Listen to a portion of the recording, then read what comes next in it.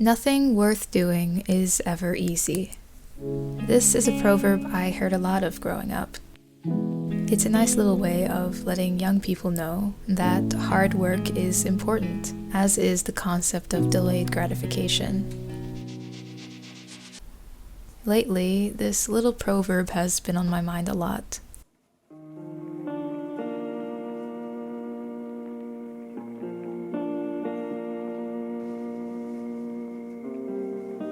October is traditionally a very busy month for me as an artist and creator, as it is for many other artists and creators as well. I create a new piece of art every day during the month and try to post on a similar schedule as well. I've been following this tradition for the last 7 years, and I have not failed a year yet. It's not easy, and it certainly is not a practical thing to do for everyone. But when I think back to all of my art endeavors, and there have been a great variety, this 1 month a year challenge always sticks out to me as one of the most worth it things I do every year. At the same time, in more recent months, I've made it a priority to pay attention to well-being. Our bodies are not invincible, and they must be respected and cared for, which in itself, too, is not always an easy thing to do. Due to my reignited creativity as of late, I noticed myself working longer and later hours again, editing videos and drawing until the early hours of the morning. It's a lot of fun for me, but it also comes with its consequences. I messed up my sleep routine a bit, as well as neglected some of my household chores. And I know from experience that if left unattended to, this type of lifestyle will ultimately lead to burnout and impact my health negatively, and thus impact my ability to be creative and have fun in the first place. But I've come to be compassionate with my habits and mistakes, to simply recognize them as part of being human, but at the same time not hesitating to make corrections when needed. Of course, if any of you have ever tried pushing your sleeping schedule back to an earlier hour, which I'm sure we've all done probably many times, you're probably familiar with the temporary pain it comes with as your body's circadian rhythm struggles to readjust. Once again, it's something that is not easy to do, at least not for me. Yet, the extra amount of daily sunlight, which fills me with such joy and health, makes it all worth it. All of this has got me contemplating why we do things that are difficult, and why the reward always seems greater when we do. And that got me thinking about my art and this channel, and wondering why it is we make art in the first place. After all, it can be quite a difficult thing to do. It takes a lot of patience and practice. And what ultimately is its purpose? Why is it worth it? The answer to that is probably a lot more deep and complex and varied than I could possibly discuss and cover in one video. And I invite you to comment down below with what your reason is for making art. But I can at least tell my own experience as someone who has been an artist and content creator for more than half a decade and went through many ups and downs along the way.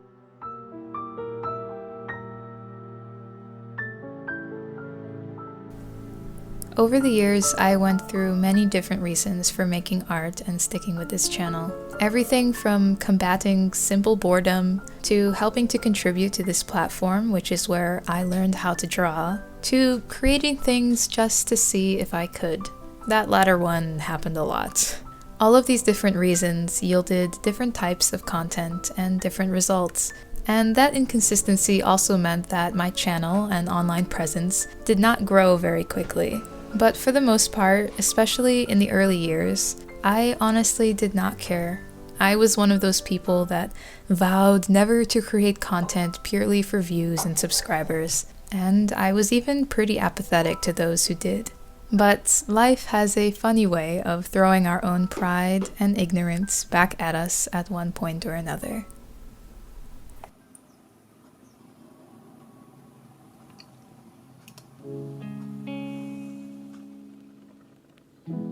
As my channel grew and some of my videos gained traction and the routine of creating became all-consuming, I began to slowly lose myself in the numbers without even realizing it. I began creating content not based on how inspired I felt, but only because I thought it was what people and the algorithm wanted to see. And after a while, I learned just how much that mentality can eat away at you. Because when you place the worth of your work in someone or something else's hands, you are also giving it control over your fulfillment and happiness. When the numbers are high, so are you. And when they fall, you crash. Comments and opinions begin taking up a bigger residence in your mind, making you question and wonder if your content is good enough or ever will be. And you fear getting off track or saying the wrong thing because you don't want to lose the traction that you were lucky enough to get. Your feelings become nothing more than a puppet on a string, and worse yet, you put it there voluntarily. And as good as those highs may feel in the moment, there is this hollowness inside that is hard to explain. Giving away control over your own state of being is just not something human beings were built for, even if the thing controlling you feeds you positive emotions. Always there's just a cry inside of you telling you that something isn't right. And as colorfully horrible as I'm making all of this sound, I wanted to touch on it because I am actually really grateful now that I went through this experience. It humbled me into realizing that I am just as human and vulnerable to the many seductions and faults that life throws our way. And that is okay, because there's always time to change and to learn. It gave me a great amount of empathy for other creators who might find themselves in that same place. And most importantly, in the end, it helped me let go of my misplaced sense of control over how others will perceive me and my art. That last part has probably been the most helpful lesson I've learned in order to have a positive experience as a content creator. But it's also one that takes continued practice and discipline on a daily basis in order to continuously remember that you don't control what other people think.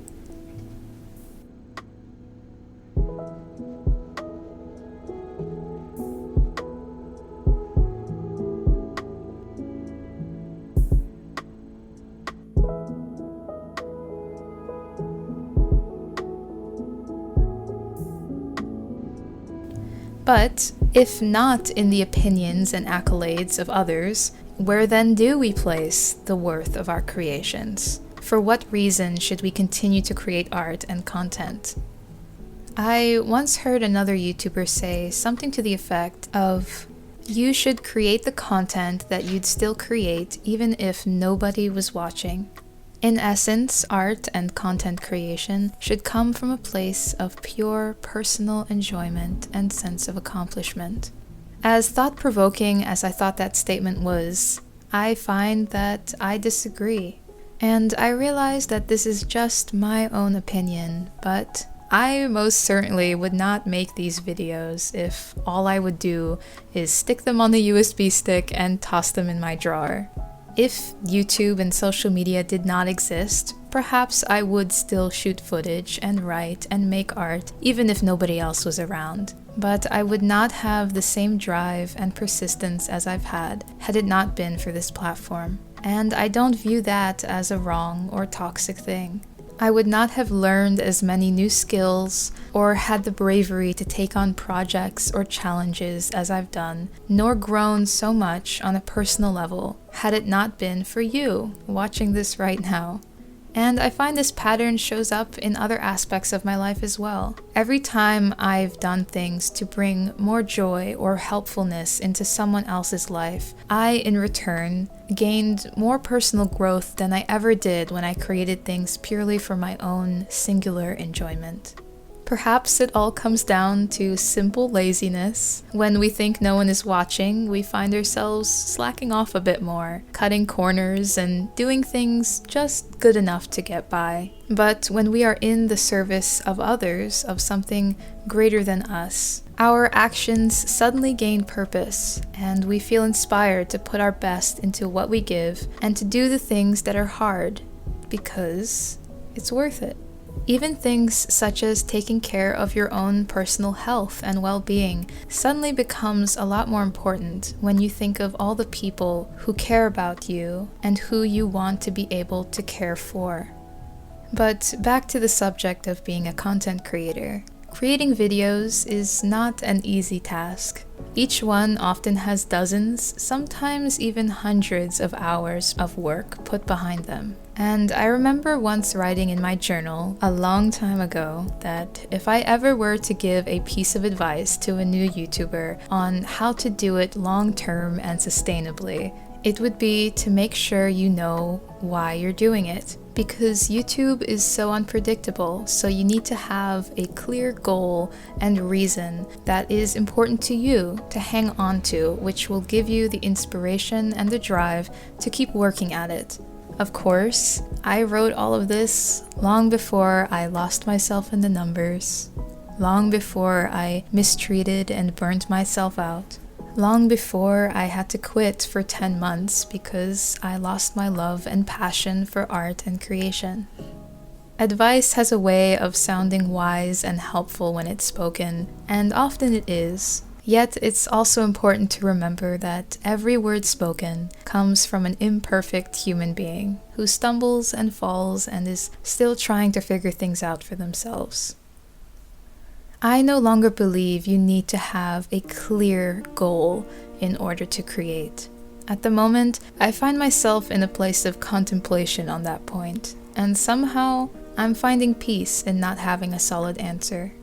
On one hand, I create this content because of its impact on people. I want to entertain or help or inspire or educate. But on the other hand, I realize that I have no control over who will view my content and what each individual will ultimately take away from it. Not every impact will be positive, and some impacts have been and probably will continue to be more positive than I ever could have imagined. It's so strange to think that the kinds of impacts we make on people's lives are out of our control, and yet those impacts would have never happened without our actions. It makes me realize how powerful and yet powerless we all are. That we all are just simply making waves and pushing and pulling against one another in this ether of what we call life. And the concept of doing things for others and doing things for ourselves is actually a lot more intertwined than we often think. So then, if we must end on something of an answer, perhaps it is that we should create and continue to create and keep making our little waves, not for you and not for me, but simply because it is worth doing.